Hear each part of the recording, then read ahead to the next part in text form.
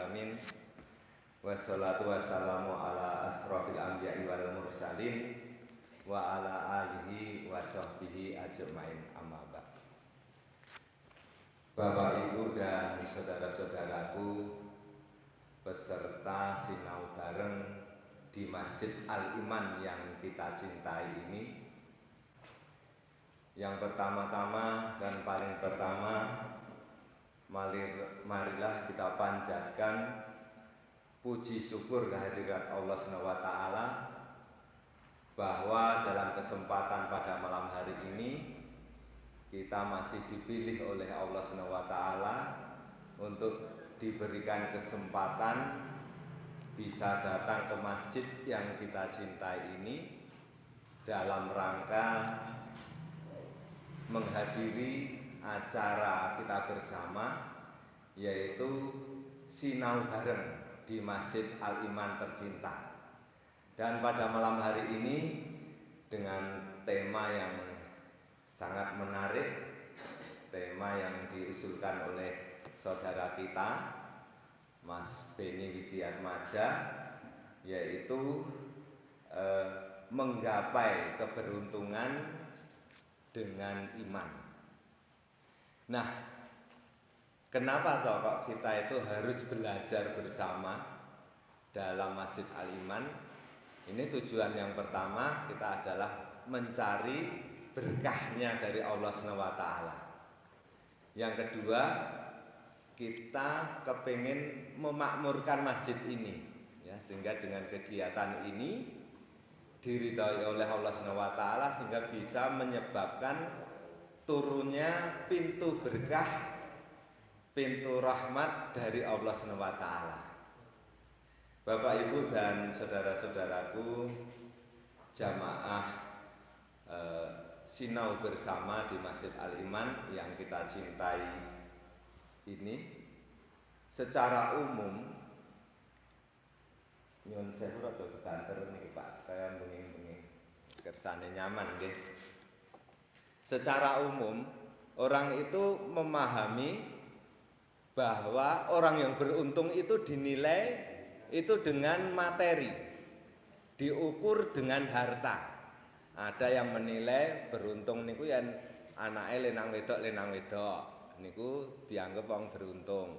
Ada yang menilai bahwa orang yang beruntung itu kalau anaknya sukses-sukses semua, jadi orang semua, jadi pegawai semua. Ya, padahal ya semua itu rezeki dari Allah SWT dan semua itu berupa manusia. Tapi kadang-kala itu orang itu menilai begini, wah kayak sukses beruntung, anaknya jadi wong kabeh. Nah, padahal anak kita ya semuanya itu jadi manusia, tidak ada jadi yang makhluk yang lain. Nah, kadang-kala orang yang menilai, ya anak lanang-lanang niku beruntung, ya anak wedok-wedok, nah itu orang yang beruntung. Atau mungkin ada lagi yang menilai bahwa orang yang fasilitas hidupnya di dunia ini diberikan kelebihan, ya punya mobil, punya sepeda, punya motor, punya pesawat, punya truk, punya sepur. Lah itu dinilai orang yang beruntung. Namun di hadapan Allah SWT orang yang beruntung itu tidak seperti itu. Kelihatannya seperti yang biasa saja. Maka dalam hal ini Allah SWT menerangkan dalam firman-Nya dalam Quran surah Al-Asr ayat 1 sampai 3. Ini bisa kita buka bersama biar ayat ini bisa kita pahami, kita resapi. Cobi Pak Min diwaos suratnya Pak Min. Surah Al-Asr wal Asr niku lho.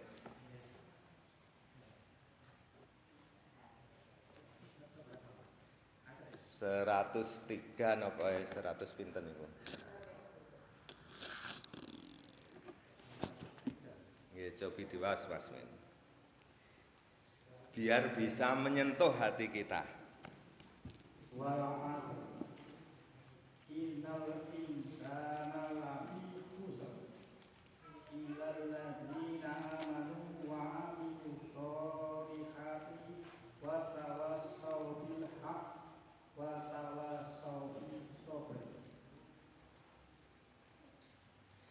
artosipun Mas Min sekalian. Demi masa, sesungguhnya manusia berada dalam kerugian, kecuali orang-orang yang beriman dan mengerjakan kebajikan serta saling menasihati untuk kebenaran dan saling menasihati untuk kesabaran. Ya tak? Di mata Allah Subhanahu wa taala itu sesungguhnya semua manusia yang ada di bumi ini dalam kerugian. Dalam posisi tidak beruntung.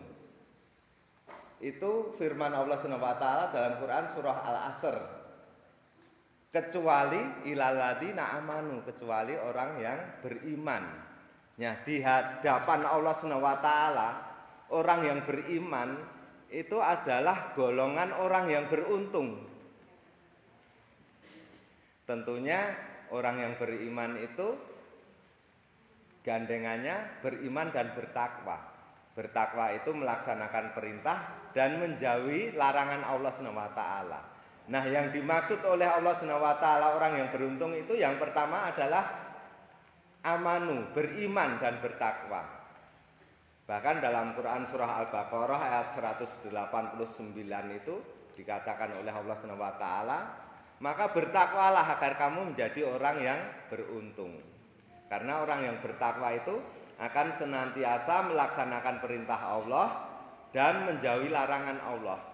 Nah, untuk kita bisa mengetahui apa yang diperintahkan Allah dan menjauhi apa yang dilarang oleh Allah Subhanahu wa taala, maka perlunya kita sinau bareng, belajar bareng untuk mempelajari dinul Islam, karena kita itu sebagai umat muslim yang memeluk agama Islam, maka yang kita pelajari utamanya adalah tentang agama Islam.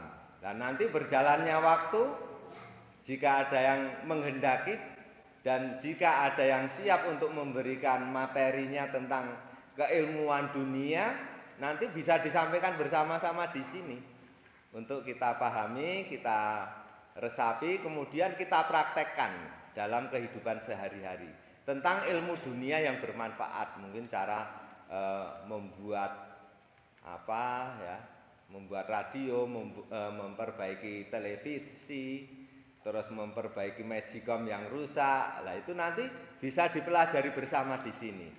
Namun program utama kita dalam sinau bareng kali ini, ya, hasil kerjasama antara takmir masjid dan pengurus RT Dukuh Karanganyar, itu kepingin memakmurkan masjid ini dengan sinau bareng. Yang utama nanti kita pelajari tentang buku yang sudah kita miliki ini, tuntunan ibadah sholat, ya.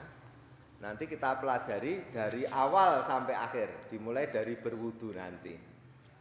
Bapak, Ibu, dan saudara-saudaraku yang dimuliakan Allah Subhanahu wa taala, kelanjutan yang selanjutnya yang dimaksud oleh Allah Subhanahu wa taala yaitu orang yang beruntung adalah orang yang menasehati dalam kebenaran. Tawaso bil haq, tawaso bisober, dan menasehati dalam kesabaran. Nah, ini yang dimaksud orang yang beruntung di hadapan Allah Subhanahu wa taala. Nah, dengan kita beriman dan bertakwa, melaksanakan perintah Allah Subhanahu wa taala, maka kita akan mendapatkan ataupun dinilai oleh Allah Subhanahu wa taala, disestempel oleh Allah Subhanahu wa taala sebagai orang-orang yang beruntung. Ya, karena mendapatkan banyak kebaikan. Mendapatkan banyak kesempatan untuk beramal soleh. Nah, insya Allah di tempat ini, di forum ini nanti, ya, sedikit demi sedikit nanti kita akan sampaikan, ya, tentang beramal soleh. Ya, karena salah satu ciri ataupun salah satu tanda kalau Allah menghendaki kebaikan untuk kita, maka Allah akan memperkerjakan kita.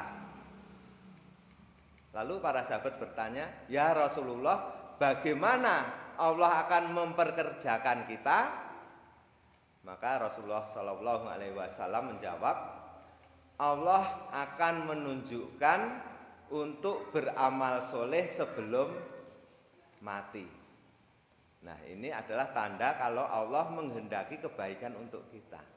Nah, banyaknya kegiatan, banyaknya pekerjaan yang kita lakukan, insya Allah ini adalah suatu pertanda kalau Allah itu menghendaki kebaikan untuk kita. Dan insya Allah termasuk kegiatan pada malam hari ini adalah sebagai bentuk Allah memperkerjakan kita. Sebagai bentuk Allah menunjukkan kepada kita untuk beramal soleh.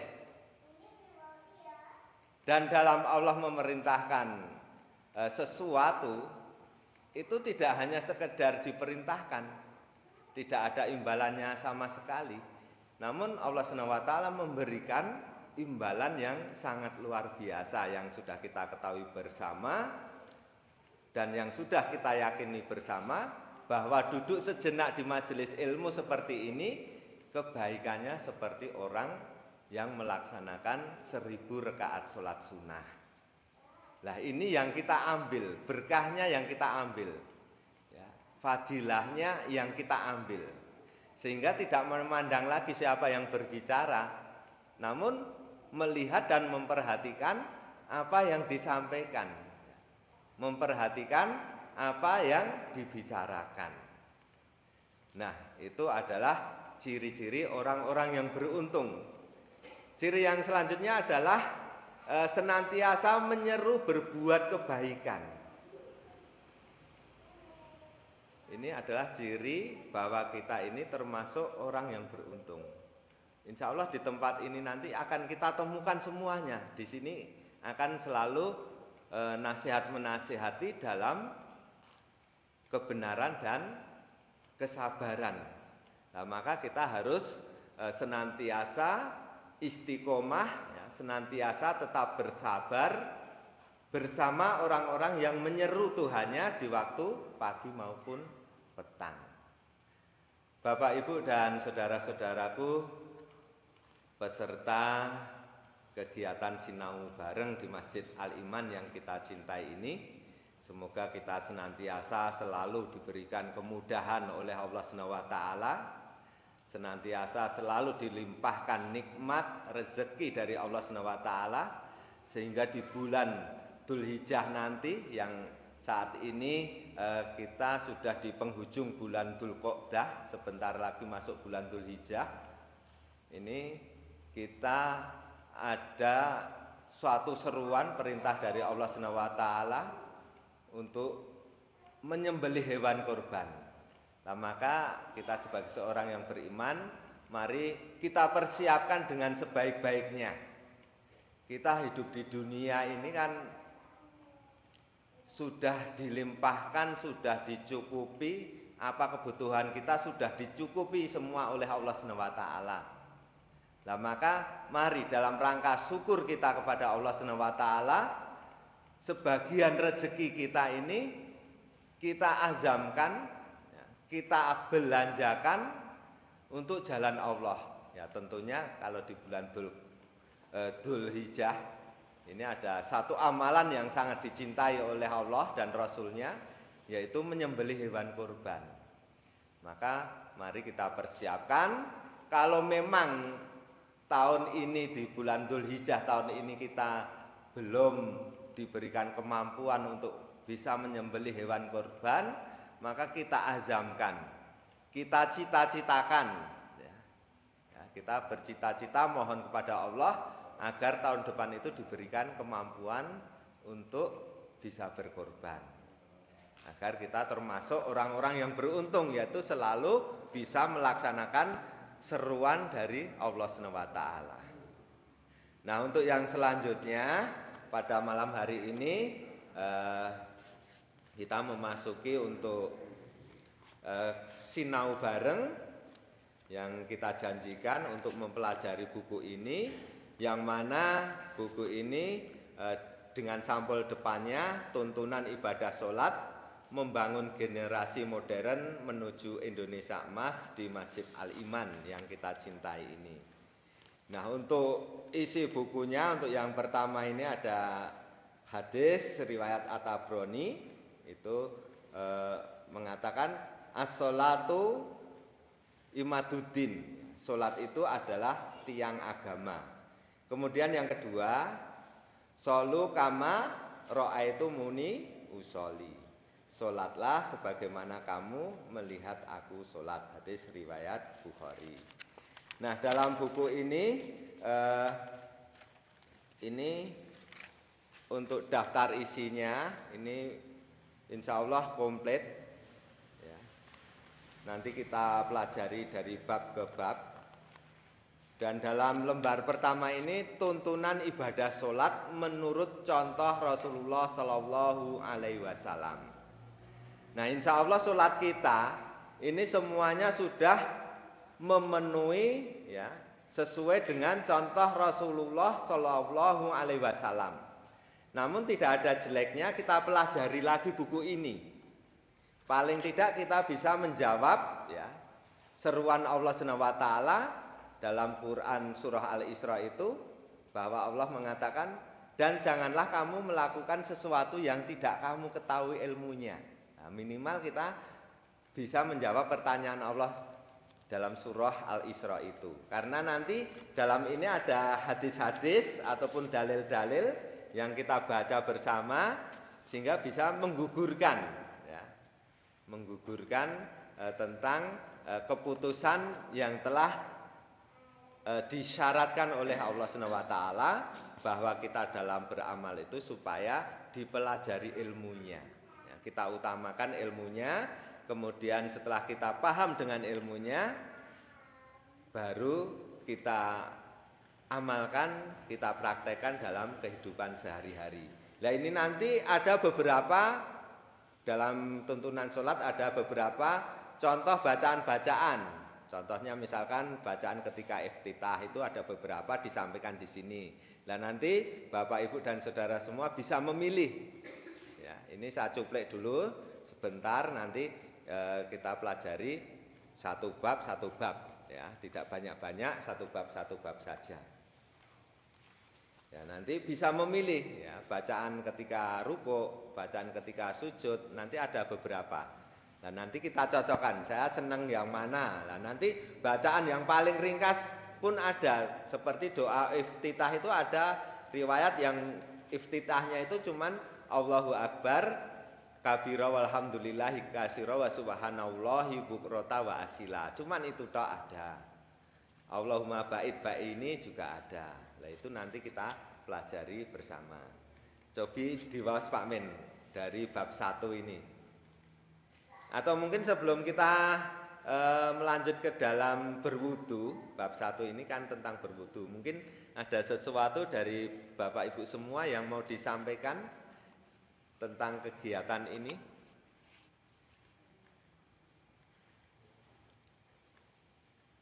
Ya, nanti dari Bapak Ibu kalau misalkan sebelum kita membahas tentang buku ini kan ada diberikan waktu kesempatan untuk mukadimah ataupun motivasi 15 atau 10 menit nanti bisa menyampaikan kami supaya nanti diberi waktu untuk menyampaikan untuk sebagai pendahuluan. Enten mboten sing badhe diaturke? Nggih niki suasanane santai nggih. Sinau bareng niku mboten sepaneng sinau bareng.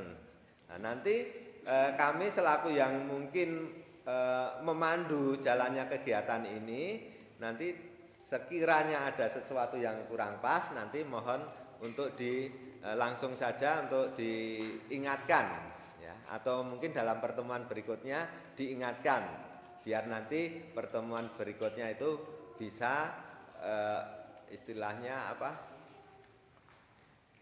diperbarui ataupun istilahnya apa untuk klarifikasi untuk menyampaikan apa maksud yang mungkin dianggap kurang pas. Cobi diwaos Pak Min dari bab 1 dibaca komplit. Bab 1 masalah berwudu. Di dalam ibadah sholat sangat erat sekali hubungannya dengan wudu. Sholat seseorang akan tidak sah apabila wudunya tidak sempurna. Maka untuk memperoleh sholat yang sah, kita harus memperhatikan sejak dari wudu. Nah, itu kan. Jadi syarat sahnya sholat itu tergantung wudu. Kalau kita sholat kok tidak wudu, ini tidak sah sholatnya. Walaupun mungkin sholatnya itu dikusuk-kusukkan, terus bacaan suratnya itu dipanjang-panjangkan, namun kalau tidak dimulai dari wudu dulu, itu tidak sah sholatnya. Dan syarat sahnya wudu itu tergantung rukun wudu. Terus dilanjut Pak Min. Dasar perintah berwudu sebelum sholat. Firman Allah SWT dalam Al-Quran surat Al-Maidah ayat 6 yang artinya, hai orang-orang yang beriman, apabila kamu hendak mengerjakan sholat, maka basuhlah mukamu dan tanganmu sampai dengan siku, dan sapulah kepalamu, dan atau basuhlah kakimu sampai dengan kedua mata kaki. Al-Quran surat Al-Maidah ayat 6. Ya. Ini dalil ya, secara ilmiahnya dalilnya perintah untuk berwudu, yaitu dalam Quran surah Al-Maidah ayat 6. Ini Allah Subhanahu wa taala berfirman, ya. Subhanahu wa taala itu yang dicepetke dadi mboten cetha nggih. Ya, harus diucapkan secara perlahan-lahan. Allah Subhanahu wa taala berfirman, a'udzubillahi minasyaitonirrajim. Ya ayyuhalladzina amanu idza kuntum ilas sholati faksilu wujuhakum wa aydiyakum ilal marafiqi wamsahu biru'usikum wa arjulakum ila ka'bain. Nah, ini firman Allah Subhanahu wa taala dalam Al-Qur'an surah Al-Maidah ayat 6. Lah nanti di rumah bisa ditengok lagi bener ora yang dituliskan dalam buku ini. Nah, nanti bisa dicek dalam Al-Qur'annya masing-masing di rumah, yaitu perintah untuk berwudu itu dasarnya adalah Al-Quran surah Al-Maidah ayat 6. Jadi dalam kita mau sholat itu harus berwudu, ya. Walaupun mungkin sholat kita ya diimami oleh imam yang tersohor, kondang, atau diimami oleh pemimpin negara, diimami Pak Jokowi, ini kan imame mboten wudu, niku nggih salat imam tersebut tidak sah. Namun tidak berpengaruh pada makmumnya, ya. Husnudon kita bahwa imam kita itu sudah sah wudunya, sudah berwudu. Sehingga walaupun diimami siapapun, yang penting itu bacaan dan gerakannya itu sesuai dengan apa yang diajarkan oleh Rasulullah, insya Allah sholat kita diterima oleh Allah Subhanahu wa taala. Walaupun mungkin imame krasa ngentut ya, nganti kepentut ora wudu meneh, ora batalke salate, itu tanggung jawab imamnya ya, bukan resiko makmumnya. Terus dalil yang kedua Mas Min. Dalil yang kedua, hadis Nabi sallallahu alaihi wasallam dari Abu Hurairah radhiyallahu anhu, yang artinya, dari Abu Hurairah radhiyallahu anhu yang berkata, Rasulullah SAW bersabda, Allah tidak menerima sholat seseorang di antara kamu jika ia berhadas sehingga ia berwudu. Hadis Bukhari, Muslim, Abu Daud, dan At-Tirmidzi. Saya bacakan bunyi hadisnya nggih. Karena kita belajar ini semaksimalnya ya, hadisnya dibuka. Paling tidak kita pernah mendengar. Kalau kita mungkin belum bisa membacanya, minimal kita sudah pernah mendengar. Oh, ketika nanti di akhir nanti ditanya, oh kowe kok wudu ki sing ngakon sapa? Nah, karena Rasulullah bersabda, pernah mendengar ini ya. An Abi Hurairah qala Rasulullah sallallahu alaihi wasallam la yaqbalullahu sholata ahadikum ida ahdasa hatta yatawaddoa. Ya, yang artinya seperti yang dibaca oleh Pak Min tadi, bahwa Rasulullah Shallallahu Alaihi Wasallam bersabda, Allah tidak menerima sholat seseorang di antara kamu jika ia berhadas sehingga ia berwudu. Hadis riwayat Al Bukhari, Muslim, Abu Dawud. Jadi ketika kita sholat, kemudian kok dalam pertengahan perjalanan sholat itu kita kentut, baik itu dengan bau ataupun tidak, baik itu dengan suara ataupun tidak, kalau kita merasa kentut, maka kita harus membatalkan sholat kita, keluar kemudian kita wudu. Nah, setelah wudu masuk lagi ya, masuk ke jamaah untuk melanjutkan, untuk memulai sholat lagi. Nah nanti ketinggalannya berapa kita tambah. Terus nanti ketika ada saudara kita yang batal wudunya dalam sholat berjamaah gitu, ini kan mesti kosong shopnya. Lah kita yang di sampingnya itu memiliki kewajiban untuk menutup. Jadi jangan dibiarkan kosong. Nah, nanti yang sebelahnya geser biar rapat. Lah kalau misalkan yang sampingnya itu samping yang wudu itu kok mungkin saking kusuknya ya, memejamkan mata atau menundukkan pandangan ke tempat sujud, tidak melihat saudara sampingnya itu meninggalkan shop. Lah maka yang sampingnya menarik, boleh menarik untuk merapatkan kembali barisan tersebut agar tetap sempurna, karena sempurnanya sholat itu juga tergantung pada lurus dan rapatnya shop. Nah, seperti itu. Atau mungkin misalkan ada putra putri kita, ini mungkin ya, pindah tempat larian, lah itu nanti ditutup, shopnya ditutup. Ya, jadi ini dasar kita bahwa sebelum sholat itu kita berwudu. Dasarnya dua ini yang dicantumkan dalam Al-Quran dan dalam hadis Rasulullah Sallallahu Alaihi Wasallam. Mungkin dengan dua dalil ini ada yang disampaikan atau dari Bapak Ibu mau menjelaskan? Pak Nafsin mungkin menyampaikan. Saya kira sampun cukup jelas nggih dasarnya. Sudah cukup jelas. Terus lajengipun B Mas Min, coba dilanjutkan. B.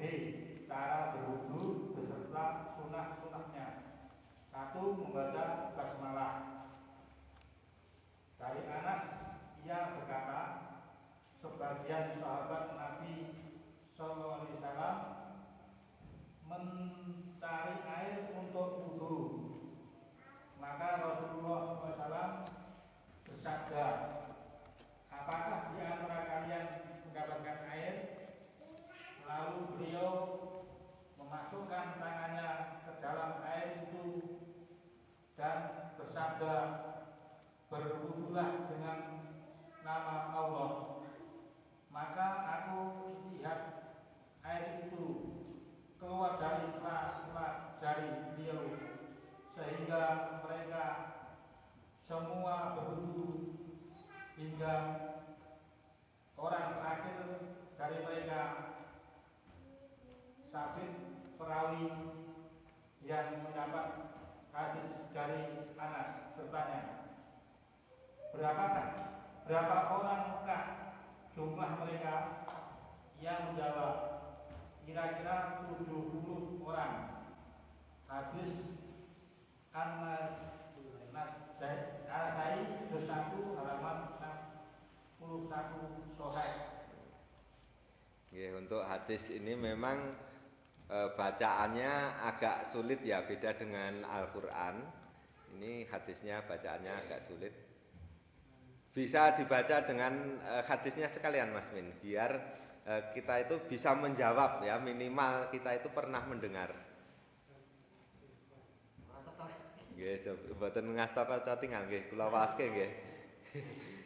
An Anasin qala tolaba ba'du ashabin nabiyya sallallahu alaihi wasallam wudu'an faqala Rasulullah sallallahu alaihi wasallam hal ma'ahad ahadikum minkum ma'an fawadha'a yadahu fil ma'i wa yaqulu tawaddau bismillahi fara'aitul ma'a yahruju min baini asabihi hatta tawaddau min indi akhirihim qala sabitun qultu li Anasin kamtum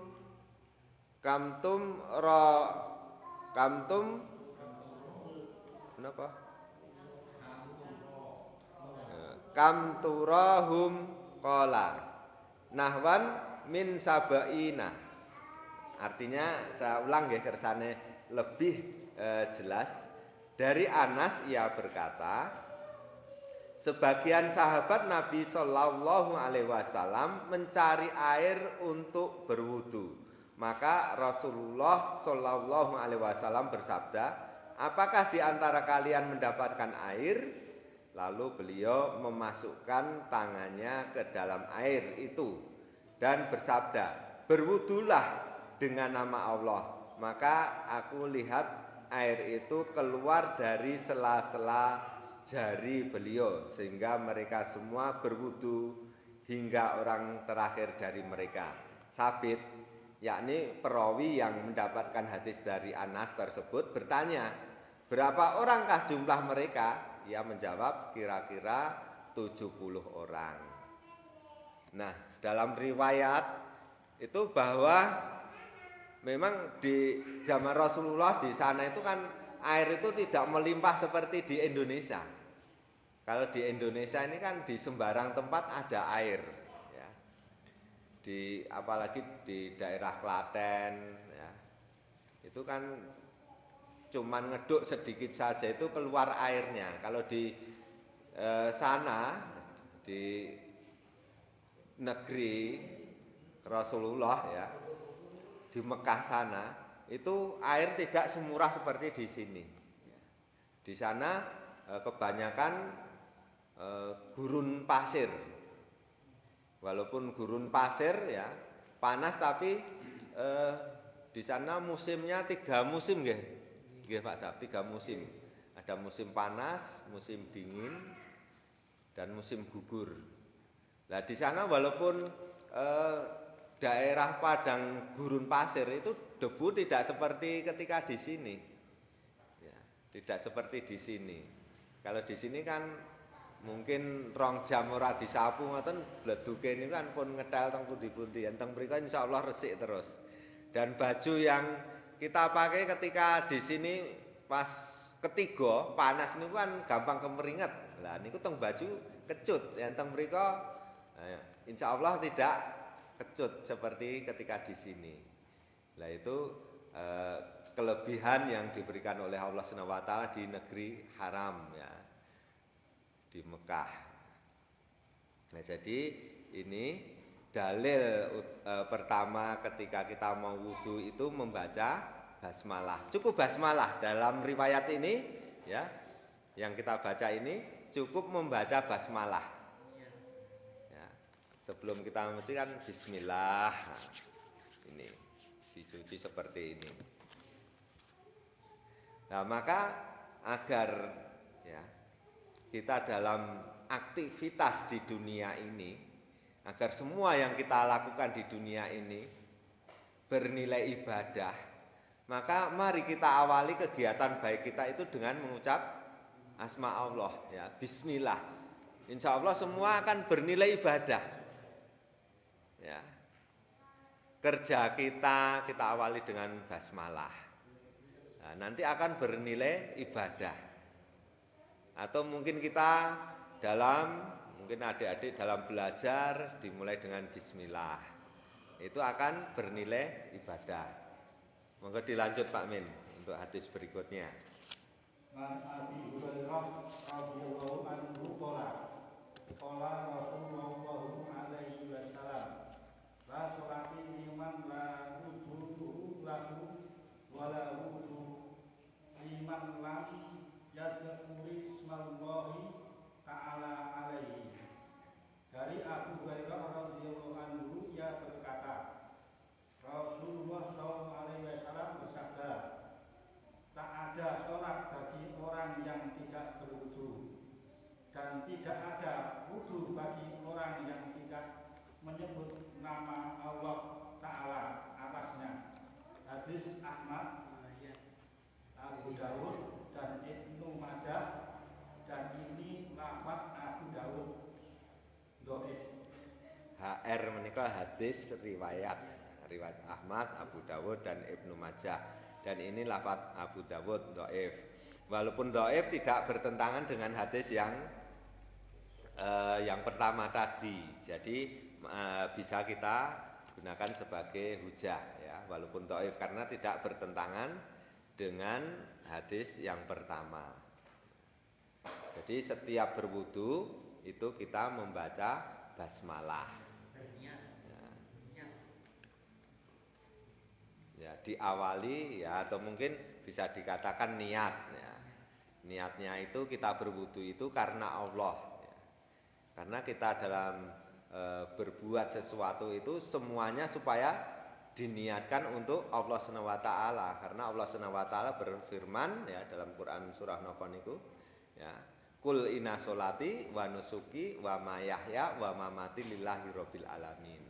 Ya, semuanya perbuatan kita, amal kebaikan kita niatkan lillah untuk mengharap ridha Allah Subhanahu wa taala, sehingga amal kebaikan kita, amal perbuatan kita itu semuanya bernilai ibadah.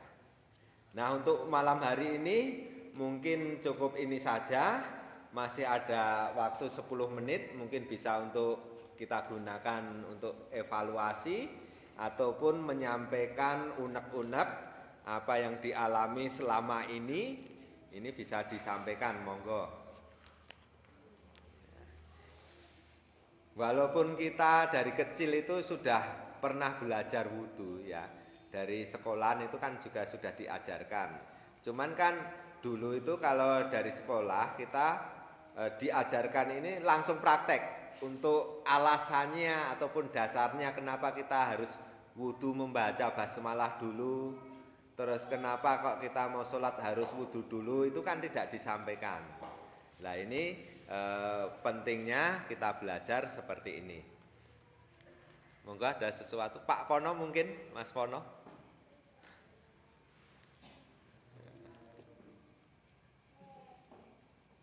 Ya ini mungkin jadi aja. Nggih, monggo. Ada yang bertanya, di sini kok tidak ada niat atau nawaitu atau qauli. Ini kan kadang-kadang dari saudara kita masih banyak yang demikian. Ini tolong bisa sedikit dijelaskan.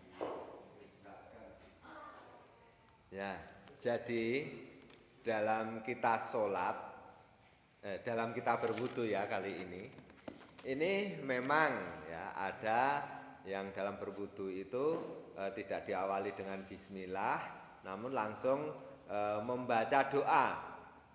Ya, nawaitu wudu'a lirofil hadasil pun rada lali nggih, kula mahe pun dangu mboten gunake donga niku. Ya, ada juga yang dua-duanya dipakai, bismillahnya dipakai, terus niat niku wau nggih dipakai.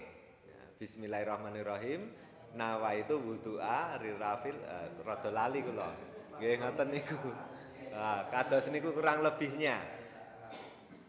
Lah itu monggo nanti berjalannya waktu nanti akan kita temukan ya, prinsip kita dalam beramal itu adalah ilmu. Karena Allah SWT telah memerintahkanlah, janganlah kamu melakukan sesuatu yang tidak kamu ketahui ilmunya. Nah, yang kita ketahui ilmunya apa? Oh, ya naruh wudu ki maca bismillah. Nah, kita lakukan. Ya.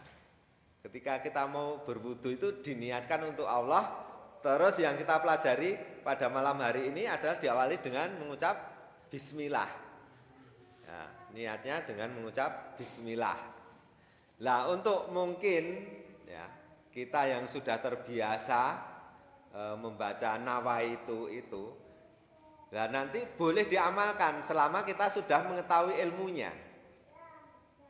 Ya, kalau mungkin serasa belum pernah mendengarnya ataupun belum pernah membacanya, yaitu monggo ya.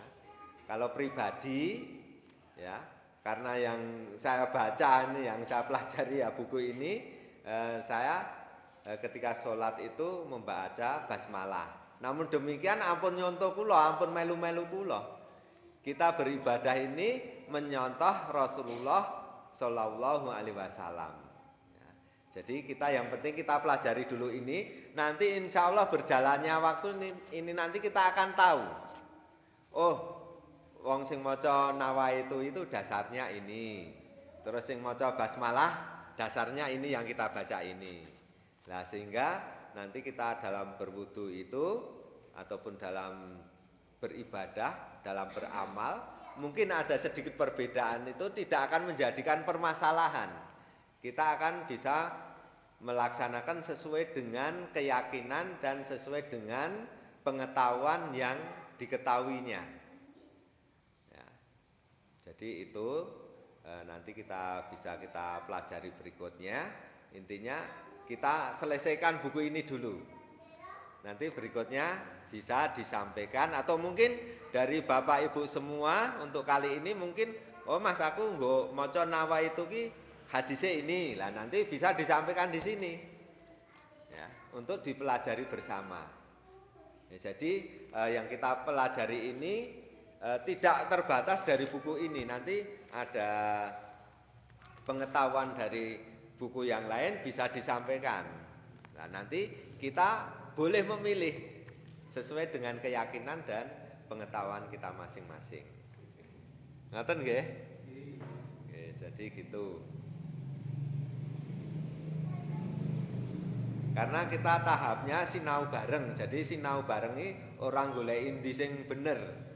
Tapi kita belajar untuk membahas, untuk memahami ini. Ya, memahami ini untuk kita ketahui ilmunya. Nah, nanti mungkin satu hadis dicocokkan dengan beberapa hadis kok saling mendukung, cocok semua. Ya, kita yang kita pilih itu. Ya, itu. Ya, mungkin ada lagi yang mau disampaikan?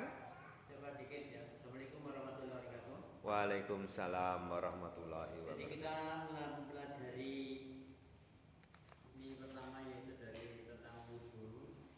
Bahwa berwudu itu semuanya kita ada tindakan itu ada niat. Jadi niat itu di dalam hati kita mau apa sebetulnya? Mau berwudu atau bersuci? Nah, dulu kita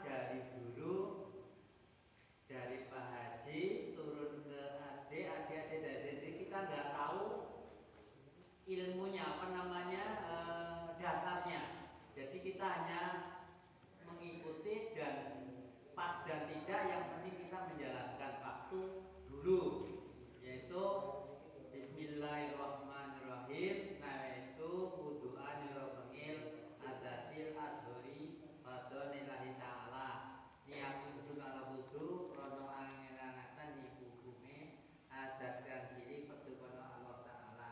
Dulu saya demikian, karena ya turun-temurun dari simbok, dari bapak dulu yang mengajari demikian.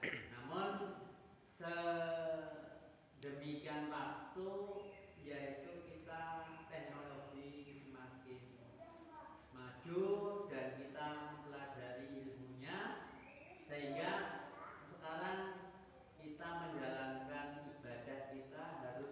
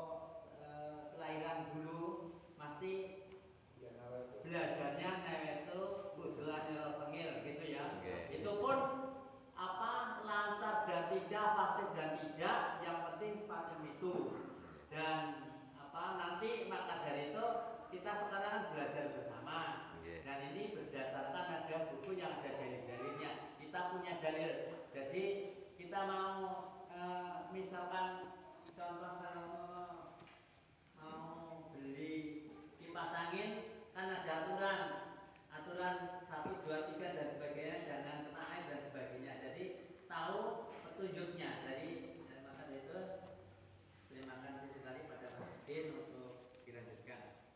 Terima kasih. Ya. Jadi kadangkala ada yang begini. Aku wis bacut maca kuwi kok yen ora nganggo kuwi kok ora marem. Kan ada yang begitu. Ada juga yang beralasan kan sing pemahaman yang lain, ngarep nyangta sura apa ya dadak niat ingsun lunga nyangta sura. Ngoten ya. Yen arep niat nyangta sura ya penting ngetokke pit digenjot. Nah, mengke ya tekan ta sura ora bakalan teka sunggingan. Ada yang beralasan kurang lebih seperti itu. Nah, di sini majelis ilmu ya, sinau bareng, keilmuan itu berkembang ya. Keilmuan itu berkembang. Mungkin dulu belum menemukan hadis tentang itu. Kemudian saat ini berubah, ada hadis khususnya sehingga penyampaian ilmu itu nanti bisa berubah. Termasuk mungkin dalam memahami ini.